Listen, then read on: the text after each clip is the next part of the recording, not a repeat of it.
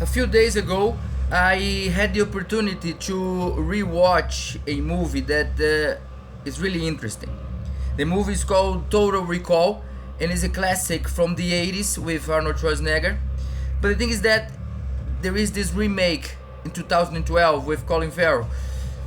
I really like both movies, but what gets me is the core idea in this movie. It's about the brain and the future of brain enhancements or brain assessments, if you could put it this way. Because nowadays there is all this talk about consciousness and the cybernetics, computer capacity, artificial intelligence. Because in some way we are creating artificial cognitive systems. That would be the AI. Is nothing more than a complex programming structure that allows the program to adapt itself to its questions and issues. And the thing is that in Total Recall, there's this guy that lives a completely normal life, but has these dreams every night that troubles him, of him being, for example, a secret agent. But the thing is that at some part of the movie, he goes to a place called Recall, where he can insert in his mind stories, fictional stories created by the machine, in which he can be a famous actor, a famous athlete, or a secret agent. But as the movie goes on, he goes to this place, and right before he has the experience itself of programming his brain, he remembers. He begins to remember and to act like the secret agent, but still confused about what he actually is. But I don't want to talk about the movie itself. I really like I said before, I really enjoy science fiction movies and all that, futuristic ideas and all that. But let's talk about the brain. I've been talking about the brain for some time now, and now when we go to Total Recall, there is this manipulation of the brain, in which we can create memories, we can create realities to those VR experience and gaming experience. We are already able to put the human brain in another place, a virtual place completely, and then this brain has to deal with that virtual place. But remember, it looks like reality because the senses they can capture the experience itself, and it's confusing, but at the same time it becomes something real, some type of reality. And that is interesting, my friends, because we have other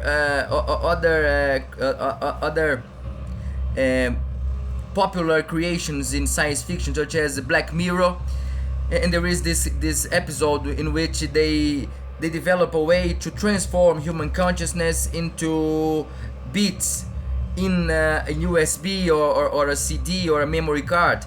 That is interesting, my friends, because in a way or another, science is looking for that, to transform consciousness in such a way that it can't be corrupted, such as to be immortal, not the physical body, but the consciousness itself. That is very interesting, my friends, because I'm just talking to you here, taking a trip, but it is interesting because when you talk about consciousness, this is one of the most complicated issues in our reality, because we can't explain consciousness.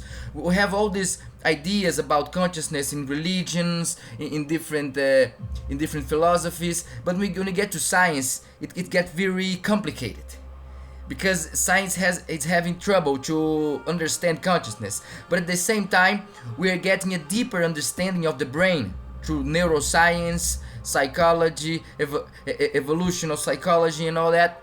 We have to understand that the difference between our brain and the computer system is very thin. We have the biological life and we have the cybernetical life. We have the numbers and codes, and then the other we have electrical stimuli. We have a biological structure that works through electrical stimuli.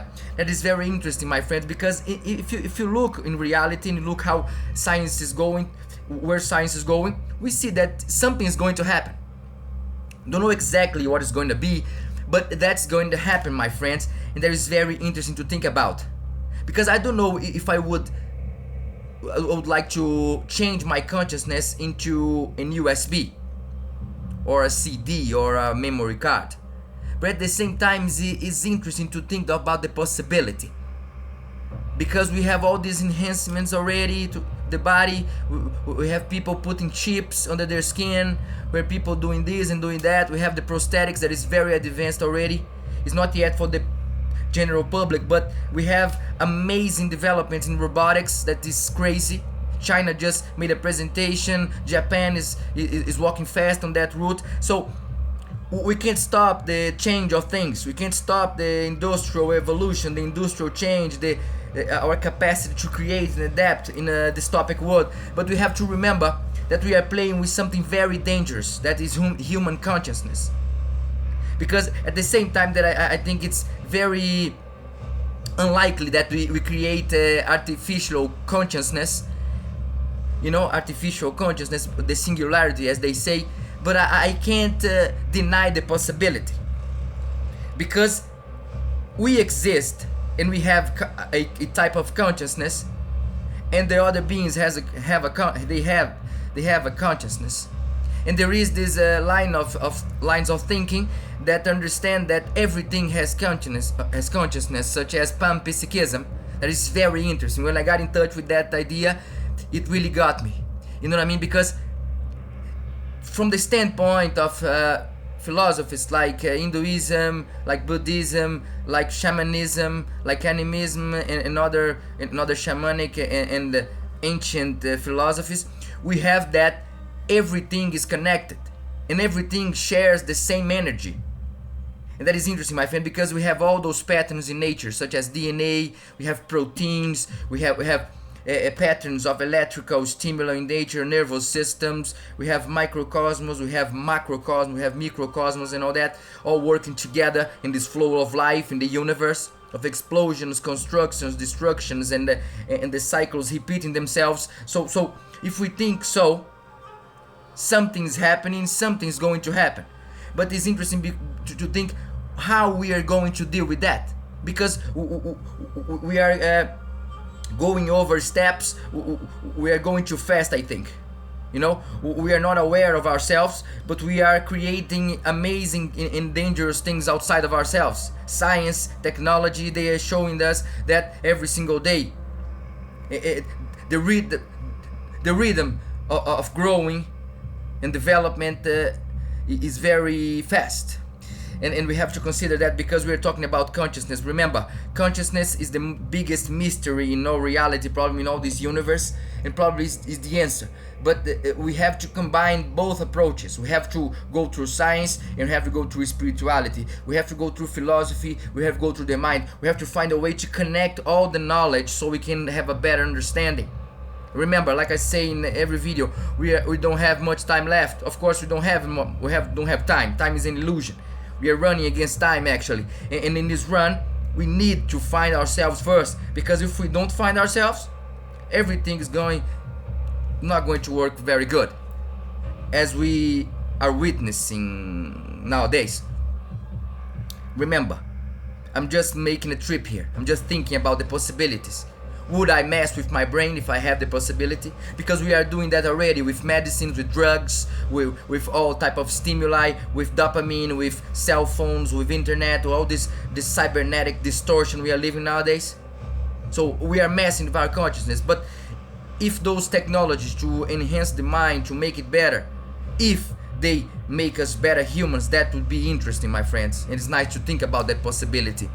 Because besides, if you go beyond the prejudices, if you go beyond violence and egoism and greed, we can see light. We can see amazing possibilities to develop ourselves, to become better humans, to put everything together in order to everyone to grow and to evolve together. Of course, that is a far view, that is utopia, some might say, but I like to consider that possibility. I like to imagine that possibility in which a future that we can use technology and be peaceful and be loving to one another. You know what I mean? Because We have all the tools we need to save our lives and to save the planet, but we need to work together. And technology is one of those tools. And I hope is not a good word, but that's the word we have. I hope we find our way before it's too late. Because we have all the tools, we just need to use them rightly. And technology is one of those tools to finish the cycles, to make new cycles happen, and to complete the cycle of knowledge towards a new universe. After all, everything is Mandala.